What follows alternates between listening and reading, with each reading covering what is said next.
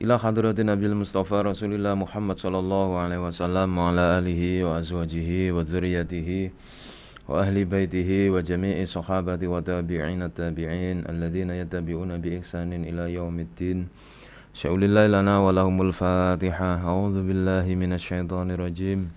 Bismillahirrahmanirrahim. Alhamdulillahi rabbil alamin. Arrahmanir rahim.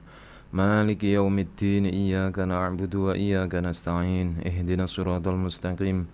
Siratal ladzina an'amta 'alaihim ghairil maghdubi 'alaihim waladdallin. Amin.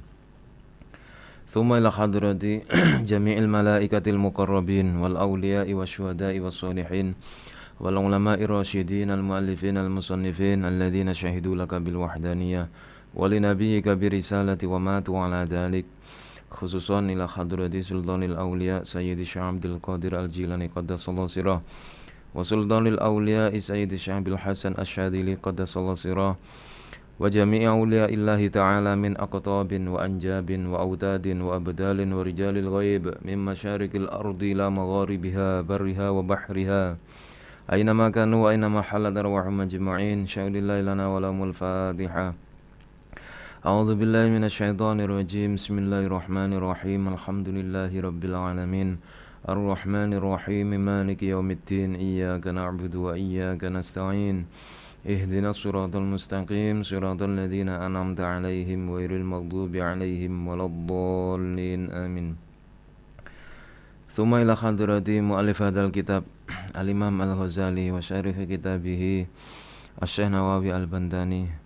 Wa nakhussu bi dzikri ila jami'i masyayikhina wa syaikhi suyukhina wa mu'allimina wa sadidina wa min abaina wa ummatina wa ajdadina wa auladina wa auladi auladina wa dzurriyyatina wa talamidina wa sairil muslimina wal muslimat wal mu'minina wal mu'minat al ahya'i minhum wal amwat. Syaulillahi lana wa lahumul Fatihah. A'udzu billahi minasyaitonir rajim. Bismillahirrahmanirrahim. Alhamdulillahi rabbil alamin. Ar-Rahmanir Rahim. Maliki yaumiddin. Iyyaka na'budu wa iyyaka nasta'in. Ihdinas siratal mustaqim. Siratal ladzina an'amta 'alaihim ghairil maghdubi 'alaihim waladdallin. Amin. Bismillahirrahmanirrahim. Qala muallif rahimahullahu ta'ala wa nafa'ana bihi wa bi 'ulumihi wa maddana bi asrarihi wa a'ada 'alaina bi barakatihi. Amin ya rabbal alamin. Bismillahirrahmanirrahim. Wa ammar riya'u fa huwa asyirkul khafiyyu wa huwa ahadus syirkaini wa dzalika talabukal manzilata fi qulubil khalqi litanala bihal jah wal khusmah. Wa ammar riya'u anapun utawi riya pamer. Fawa mongko utawi riya iku asyirkul khafiyyu, syirik khafi, syirik kang samar. Wa utawi khali utawi syirik khafi iku ahadu syirka ini. Salah sijine syirik loro. Wa dzalika lan mengkono-mengkono syirik khafi iku tolabuka. Goleki sira utawa tuntutane sira al manzilata ing kedudukan fi qulubil khalqi ing dalem pira-pira atine makhluk. Syirik khafi itu termasuk dari riya. Ada syirik yang paling bahaya. Karena syirik khafi itu adalah keinginanmu untuk mencari kedudukan di hati manusia. Litanala supaya merkoleh sapa sira biha kelawan sebab manzil al jaha ing kedudukan utawa kehormatan wal hasmata lan pengaruh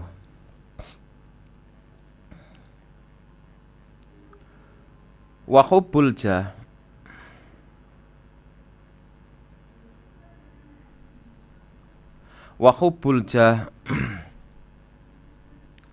utawi seneng kedudukan, cinta kehormatan iku minal hawa setengah saking hawa nafsu al mutaba'u kang den anut cinta kehormatan atau kedudukan itu merupakan bagian dari hawa nafsu, bagian dari mengikuti bisikan-bisikan nafsu. Wa fihi lan iku ing dalem hubbul jah, iku halakun ngrusak aksaron nasi ing akeh-akeh menungso. Fama ahlaka mongko ora dadi rusak sapa annasu menungso ilan nasa kejaba sebab menungso. Walau ansofa lan senajan temen sapa jujur utawa adil sapa annasu menungso hakikatan ing dalam kenyataane. La alimu yakti bakal ngerti sapa nas anak aksara mahum fi anak aksara sak temene luweh akeh-akeh barang hum ing dalan anas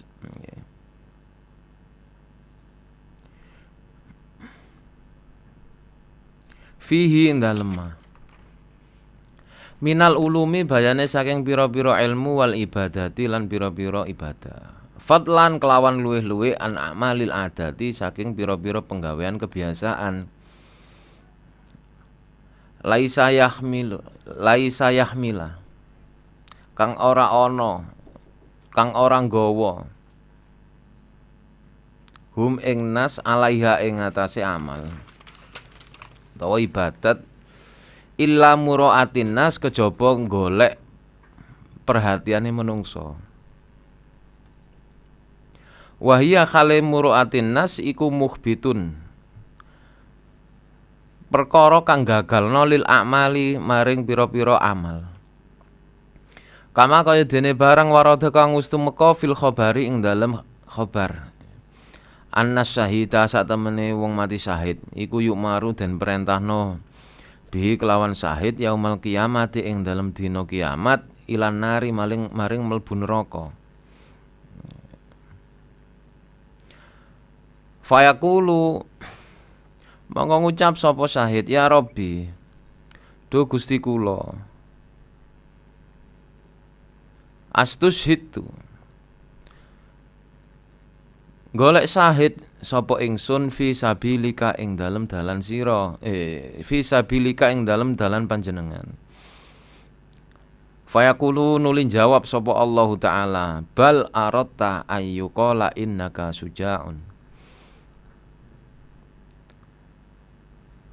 Balik aratta ngarepaken sapa sira ayyuqala ing yen to diarani sapa sira innaka sak temene sira iku sujaun wong kang kendel pemberani. Ya. Wa qad qila lan teman-teman den ucapaken zalika ing mengkono-mengkono. Syahid wa dzalika lan mengkono iku ajruka ganjaran sira. Wa kadzalika lan kaya mengkono yuqalu den ucapaken lil alimi kadhe wong alim wal haji lan wong kang haji wal qari lan wong kang maca Quran.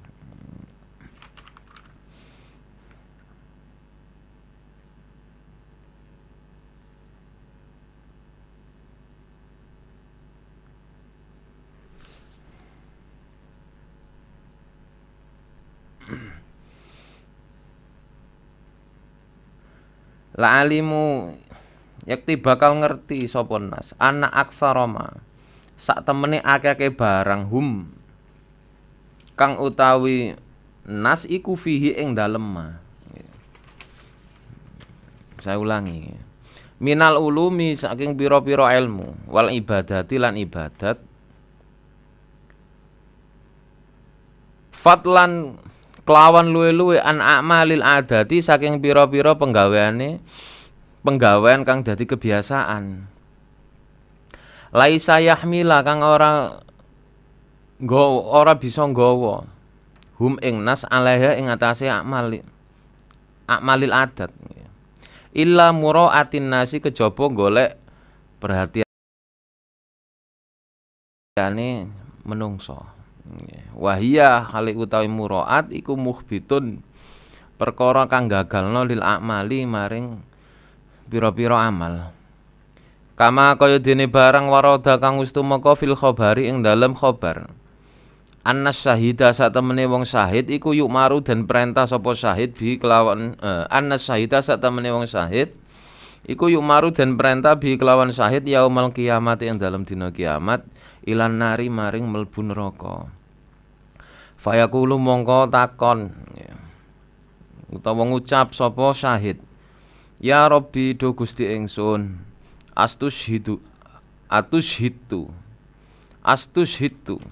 golek syahid sapa ingsun fi sabilika ing dalem dalan panjenengan. Fayaqulu mongko nuli jawab sapa Allah taala, bal arata balik ngarepaken sapa sira ayu kala ing yen to ngucap ing yen to den ucapaken. Inna ka satamene sira iku sujaun wong kang kendel, pemberani. Wa qad qila lan teman-teman den ucapaken zalika ing mengkono-mengkono syahid wadzalika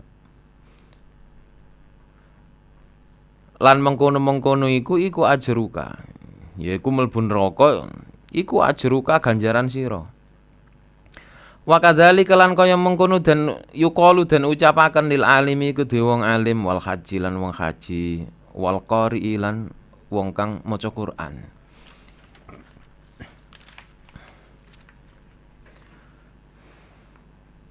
Pada pertemuan ini menjelaskan tentang induk, salah satu induk dari ketiga penyakit batin yang paling utama yaitu riya atau pamer. Karena sesungguhnya riya itu merupakan syirik khafi, syirik yang paling samar. Dan syirik yang paling terang-terangan adalah perbuatan menyekutukan Allah yang bisa disaksikan oleh semua orang. Sedangkan syirik khafi adalah menyekutukan Allah yang tersembunyi di dalam batin seorang hamba atau di dalam kolbu seorang hamba, dan hanya Allah saja yang bisa mengetahui. Maka syirik khafi ini termasuk salah satu di antara dua perbuatan syirik.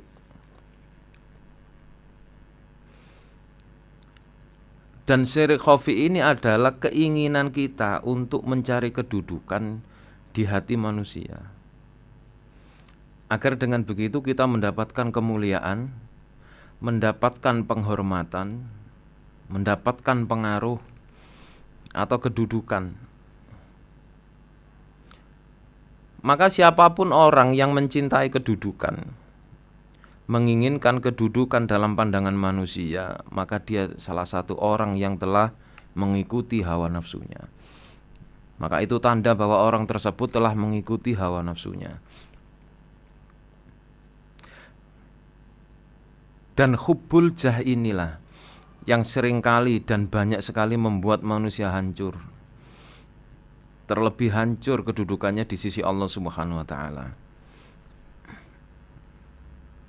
Banyak sekali hal-hal yang terjadi di sekitar kita. Apakah orang itu mencari kedudukan dalam pandangan manusia? Entah itu dari sisi ilmu, entah itu dari sisi ibadah, lebih-lebih dalam bentuk perbuatan-perbuatan yang bersifat kebiasaan, yang mereka sama sekali tidak mampu untuk mengatasinya, kecuali semata melakukan untuk mendapatkan perhatian dari manusia. Maka inilah hal-hal yang bisa menghancurkan amal, hal-hal yang bisa merusak amal. Sebagaimana disebutkan dalam riwayat khobar, dalam riwayat Sunan At-Tirmidzi disebutkan bahwa kelak di hari kiamat akan ada 3 orang yang pertama kali dihadapkan di persidangan yaumil kiamah. 1 orang yang mati syahid, yang kedua orang yang ahli ilmu, yang ketiga orang yang ahli membaca Al-Quran. Salah satu sebagaimana yang termaktub di kitab ini adalah ketika pertama kali yang dipanggil menghadap oleh Allah adalah orang yang mati syahid.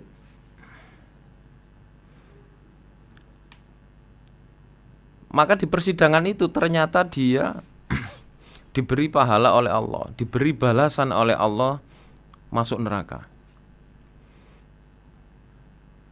Apa masalahnya ketika orang itu menuntut, wahai Tuhanku, sesungguhnya aku mencari syahid di jalanmu.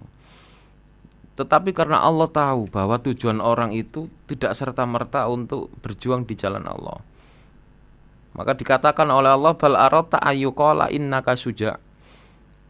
Tidak demikian, tapi justru engkau menginginkan agar dipanggil atau digelari oleh orang-orang sebagai sosok pemberani, bukan semata untuk jihad di jalanku, agar engkau dianggap sebagai seorang pahlawan, agar engkau dianggap sebagai seorang pemberani, orang yang tangguh.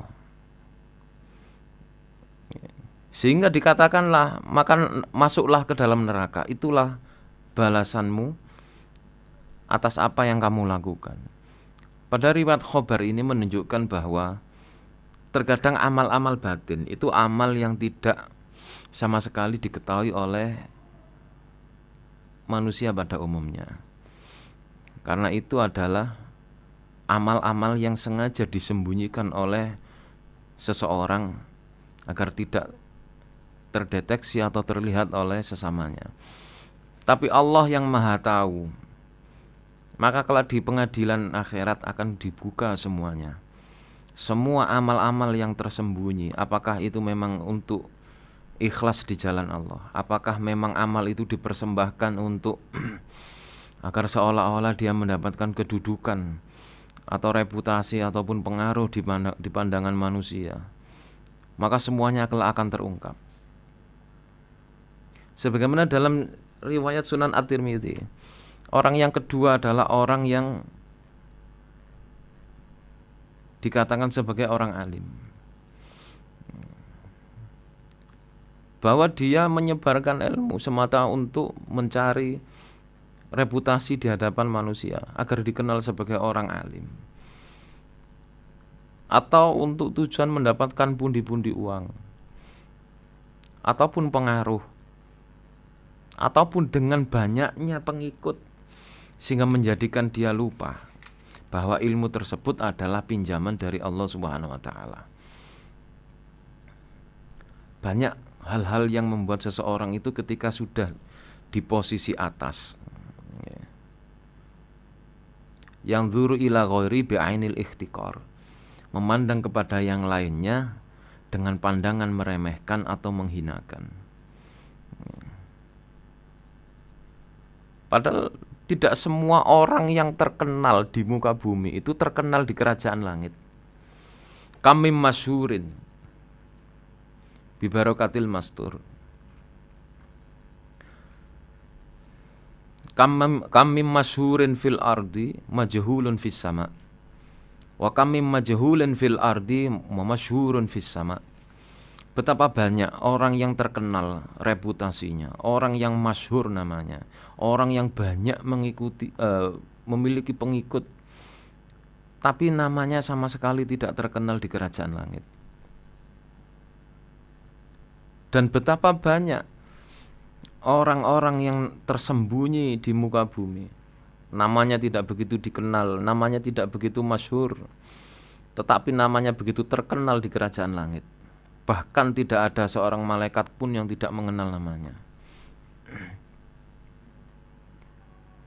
Demikian pula orang yang ketiga, yaitu pembaca Al-Quran atau penghafal Al-Quran, atau wa kadzalika yuqalu lil alimi wal haji wal qari, atau orang-orang yang melakukan ibadah haji.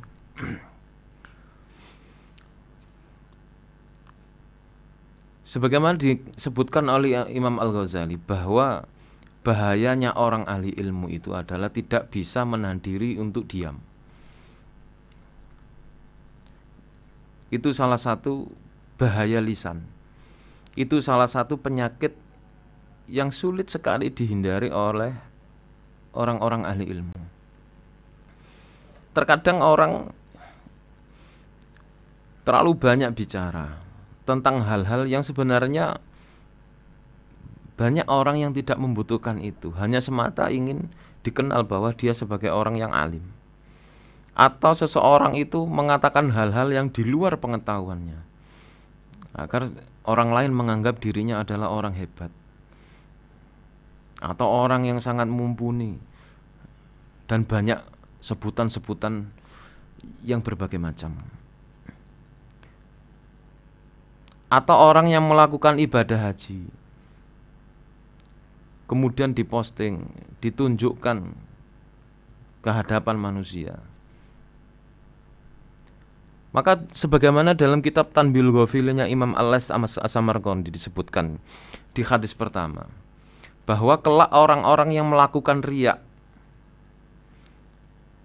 orang-orang yang melakukan riya itu adalah orang yang menganggap sepele Allah, sehingga dia masih butuh pengakuan orang lain dengan menampakkan ibadah-ibadah yang dilakukan.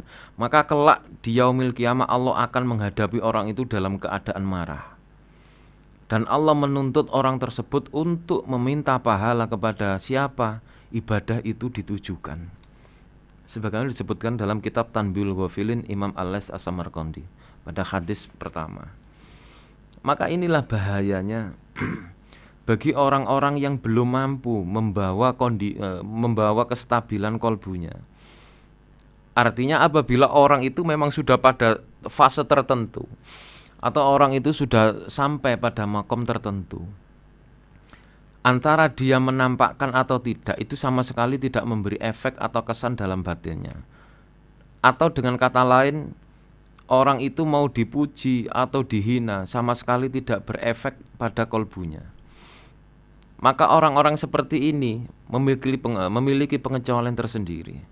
Artinya mereka itulah orang-orang yang sudah mapan dalam mentarbiyah hatinya. Orang-orang yang sudah tidak lagi berharap pujian atau sanjungan dari sesama, atau bahkan seseorang yang sudah sampai pada fase di mana hinaan itu dan pujian itu adalah sama saja. Maka disinilah tasawuf itu mengajarkan bagaimana kita untuk memandang segala sesuatunya itu bersumber dari Allah Subhanahu wa Ta'ala. Pengetahuan kita adalah pinjaman. Semua yang ada pada diri kita adalah pinjaman. Maka disinilah larangan itu berlaku, bahwa seorang hamba tidak boleh mengakui apa-apa yang pada hakikatnya itu bukanlah miliknya secara pribadi. Semua itu adalah sifat pinjaman. Semua yang diberikan kepada Allah, diberikan oleh Allah kepada kita adalah pinjaman yang suatu saat bisa jadi diambil oleh Allah. Maka bisa kita bayangkan bagaimana seseorang itu yang dulunya pintar, cerdas, di masa tuanya dia mengalami penyakit haram atau pikun, sehingga pengetahuan-pengetahuannya lupa. Bahkan dengan namanya sendiri pun dia lupa. Itu menunjukkan bahwa kecerdasan, pengetahuan yang diperoleh semuanya adalah pinjaman. Demikian pula halnya dengan para pembaca Al-Quran, di mana di masa sekarang sering kita lihat orang-orang yang menghafal Al-Quran, ya, banyak sekali memposting. Mungkin satu sisi kita bisa husnudzon, itu adalah bagian dari syiar Islam. Tapi sesuatu yang masih dipertanyakan adalah bagaimana niat seseorang itu ketika mengupload atau ketika menunjukkan eksistensi dirinya. Ini loh saya. Atau ketika orang itu menunjukkan apa yang dia miliki. Atau seseorang itu sedang menunjukkan apa yang sedang ia lakukan. Makanya banyak ulama yang melarang jangan sekali-kali Salah satu contoh ketika kita bermain sosmed, ya. Seringkali kita jumpai story-story yang mengupload makanan, ya, atau mengupload hal-hal yang membuat orang lain iri atau cemburu. Maka hal seperti ini sebaiknya dihindari, karena hal itu bisa memicu orang lain cemburu atau orang lain merasa iri. Bukan masalah orang itu menjadi iri atau tidaknya, justru karena motif kita untuk menampakkan apa yang sebenarnya harus kita sembunyikan, itulah yang menjadi pemicunya. Maka apabila orang lain mendapatkan dosa dari apa yang kita lakukan, maka sebagai pemicu munculnya dosa itu juga akan dapat hal yang sama. Maka disinilah penting sekali bagi kita untuk menjaga agar jangan sampai menunjukkan amal itu, mempersembahkan amal itu kepada selain Allah. Apakah tidak puas dengan Allah memberikan bersitan kepada hati kita untuk melakukan suatu amal, kemudian memberikan kita kemampuan untuk mewujudkan amal, dan memberi kita pahala atas tercapainya suatu amal. Itu menunjukkan bahwa kita tidak memiliki apa-apa. Semua yang kita lakukan adalah dalam koridor la haula wala quwata illa billahil aliyyil azim. Tidak ada daya dan kekuatan kecuali itu datangnya dari Allah Subhanahu wa taala.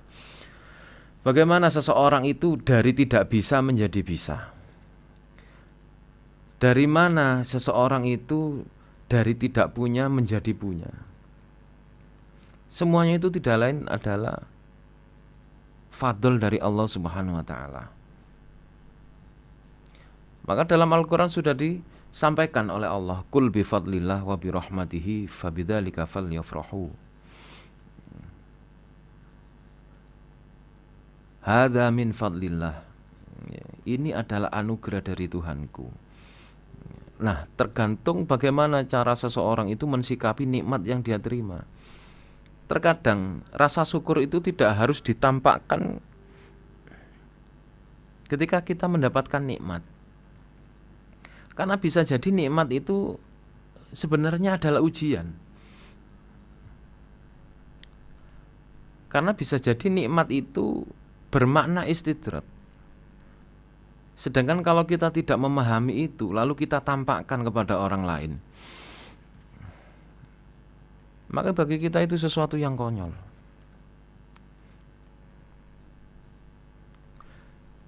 Diriwayatkan oleh Imam Al-Ghazali dalam kitab Mukasyafatul Qulub, ada seorang ahli ibadah bernama Abu Hashim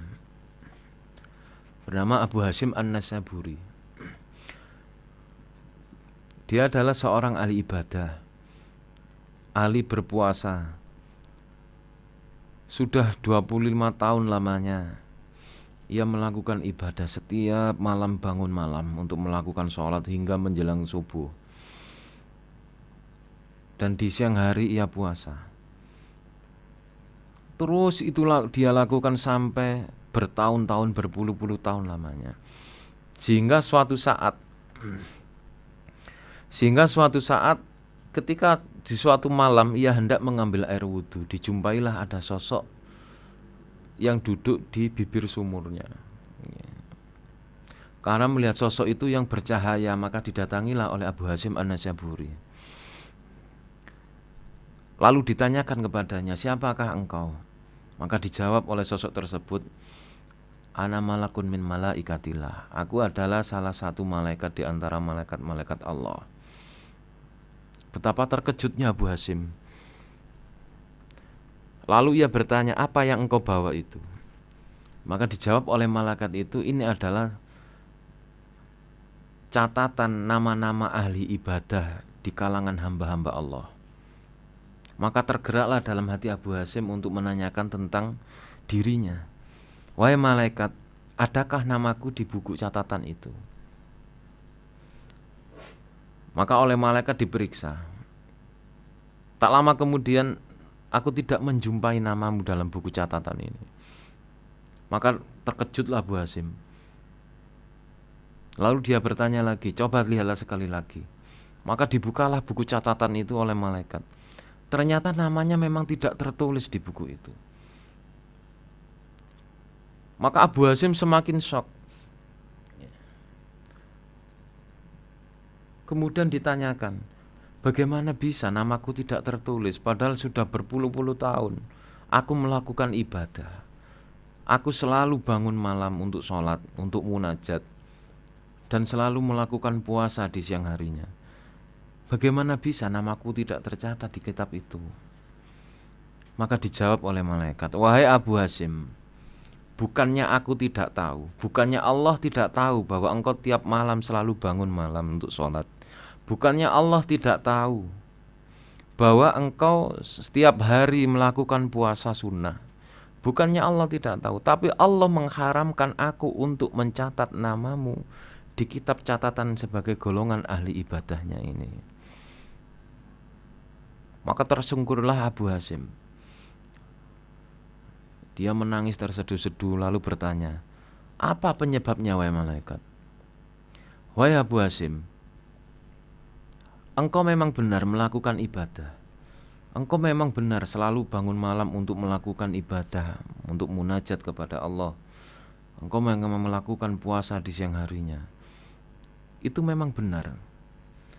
Tapi pada kenyataannya, di dalam hatimu, kamu ingin agar dikenal sebagai ahli ibadah. Kamu sama sekali tidak memperhatikan bagaimana keadaan orang-orang di sekitarmu. Engkau mengabaikan kewajiban-kewajibanmu kepada mereka. Engkau terlalu asik dengan dirimu sendiri, sehingga engkau mengabaikan bahwa mereka itu adalah orang-orang yang dititipkan oleh Allah kepadamu. Engkau terlalu asik dengan dirimu sendiri. Maka sebab alasan-alasan itulah Allah mengharamkan aku untuk mencatat namamu di antara deretan nama-nama ahli ibadahnya. Dari keterangan Al-Ghazali di kitab Mukasyafatul Qulub ini kita akan memahami betul bagaimana syirik yang tersembunyi dalam hati itu sehalus apapun pasti terdeteksi oleh Allah Subhanahu wa taala. Bisa jadi seseorang itu melakukan kesyirikan sedangkan dia dalam kesendirian. Bisa jadi orang itu melakukan ujub walau hanya lewat pikiran. Bisa jadi orang itu merasa takabur walaupun dia seorang diri. Banyak sekali ungkapan-ungkapan tentang riya. Salah satu contoh, si fulan itu andaikan bukan aku yang menolong, maka tidak mungkin dia akan seperti itu sekarang. Itu adalah satu ungkapan riya yang apabila diteliti betul dari narasi kalimatnya, maka akan ketahuan dari mana sumber ucapan itu. Tiada lain adalah membutuhkan pengakuan dari orang lain bahwa dialah orang yang paling berjasa kepada si fulan. Banyak hal ungkapan-ungkapan yang sering kali kita tidak menyadarinya bahwa itu adalah bagian dari riya. Lalu seperti apakah gambaran ikhlas itu? Dalam berbagai kitab, dalam berbagai riwayat dari salafus saleh disebutkan bahwa ikhlas itu adalah engkau beramal tanpa memandang makhluk, semata memandang dari mana amal itu muncul dari dirimu dan siapa yang menghendaki amal itu terjadi. Ikhlas adalah engkau beramal hanya semata memandang kepada Tuhanmu. Ikhlas adalah engkau tidak melihat apa-apa.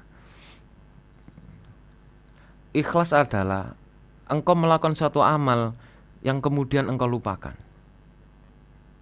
Banyak sekali definisi-definisi dari para ulama-ulama tasawuf berdasarkan tingkatan makom-makom mereka. Sedangkan riya itu digambarkan oleh Imam Al-Ghazali.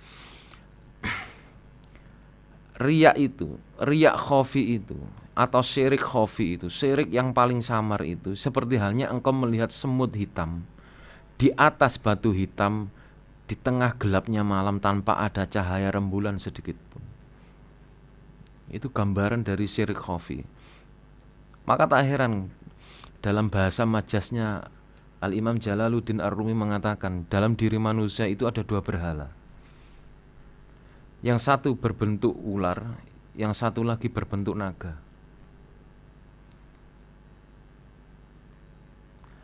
Berhala-berhala berbentuk ular itu adalah ketika seseorang melakukan suatu amal ditujukan kepada orang lain. Sedangkan berhala berbentuk naga itu adalah ketika dalam hati seseorang itu ada nama lain selain namanya Allah Subhanahu wa taala. Maka disinilah riya itu adalah suatu amal yang sulit sekali dihindari. Apabila kita tidak meneliti dengan betul, tidak mewaspadai tindakan-tindakan yang akan kita lakukan, berimbas kepada amal-amal batin. Apakah ketika kita melakukan suatu amal, bagaimana cara mendeteksinya? Dorongannya itu karena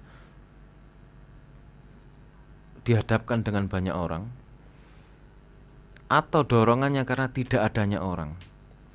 Maka apabila kita beramal karena adanya orang atau karena tidak adanya orang, maka itu tetap dinamakan dengan riya. Karena yang menjadi pemicunya adalah makhluk.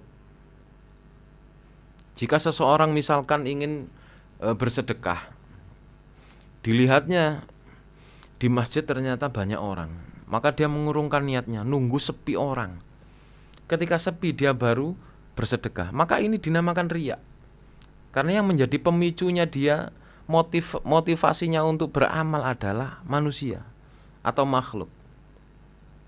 Bahkan Imam Ghazali menjelaskan, andaikan seseorang itu melakukan sholat di hadapan manusia dengan di hadapan binatang berbeda, maka dia itu seorang yang riya. Karena riya itu harus stabil. Mau sholat di hadapan manusia, mau tidak ada manusia, ataupun di hadapan hewan, tidak ada yang berubah sedikit pun. Itu adalah tanda-tanda orang yang berusaha untuk beramal dengan ikhlas. Maka penting bagi kita untuk mempelajari hal-hal yang dapat menimbulkan atau hal-hal yang menjadi pemicu sebelum kita melakukan suatu amal. Kita lihat apa yang menjadi motifnya. Apakah kita melakukan suatu amal tujuannya adalah untuk mendapatkan perhatian dari orang, maka itu tanda bahwa seseorang itu mengikuti hawa nafsunya. Ataukah dia melakukan amal karena melihat bahwa Allah sedang menginginkan dia untuk melakukan amal, maka bagaimana caranya? Pertama kali adalah kita lihat dari bersitan. Salah satu contoh begini. Misalkan kita punya uang. Ketika kita punya uang terbersit untuk sedekah, baru kemudian kita ketika berjalan menuju tempat tujuan, kita lihat banyak orang. Maka yang kita jadikan pegangan adalah bersitan yang pertama. Niatan untuk bersedekah ketika tidak terpikirkan bahwa nanti ada orang atau tidak. Tapi kalau dalam perjalanan menuju tempat, niat kita sudah berubah, perspektifnya yang ada dalam kolbu kita sudah berubah. Karena melihat objek, ada orang. Maka itu sudah peralihan dari memandang kepada Allah beralih memandang kepada makhluk. Maka bagaimana caranya adalah kita harus berpegang teguh pada bersitan yang pertama. Mau ada orang atau tidak ada orang, tetap kita memberi. Maka banyak sekali guru-guru kita dahulu, apabila mendapatkan rezeki, maka di tengah malam beliau ingin berbagi. Kenapa harus di tengah malam? Bukan karena tengah malam itu banyak orang yang tidur,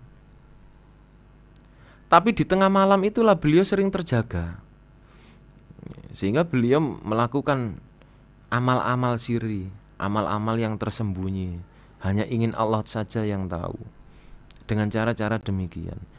Maka yang menjadi pembeda adalah motifnya. Beda dengan orang yang melakukan ketika beramal di tengah malam nunggu orang tidur, beda. Semua itu tergantung dari motifnya. Maka disinilah kita harus pandai-pandai membedakan, pandai-pandai memilah. Apa pemicu yang memunculkan kita harus melakukan suatu amal? Apakah didorong oleh sesuatu yang timbulnya dari makhluk, ataukah sesuatu yang memang timbulnya dari kehendak Allah itu sendiri? Wa ammal ujubu wallahu a'lam bissawab. Rabbi fanfa'na bi barakatihim wahdinal husna bi hurmatihim wa amitna fi tariqatihim wa mu'afatim minal fitani. Rabbi fanfa'na bi barakatihim wahdinal husna bi hurmatihim wa amitna fi tariqatihim wa mu'afatim minal fitani. Rabbi fanfa'na bi barakatihim wahdinal husna bi hurmatihim wa amitna fi tariqatihim wa mu'afatim minal fitani. Bismillahirrahmanirrahim. Allahumma inni astaudi'uka ma 'allamtanihi fardudhu ilayya 'inda hajati ilaihi wala tunsini. Allahumma inni astaudi'uka ma 'allamtanihi fardudhu ilayya 'inda hajati ilaihi wala tunsinihi. Allahumma inni astaudi'uka ma 'allamtanihi fardudhu ilayya 'inda hajati ilaihi wala tunsinihi ya rabbal alamin. Wa sallallahu ala sayyidina Muhammad. Subhana rabbika rabbil izzati amma yasifun. Wassalamun alal mursalin walhamdulillahi rabbil alamin. Da'wahum fiha subhanakallahumma wa tahiyyatuhum fiha salam. Wa akhiru da'wahum alhamdulillahi rabbil alamin. Thumma assalamu alaikum warahmatullahi wabarakatuh.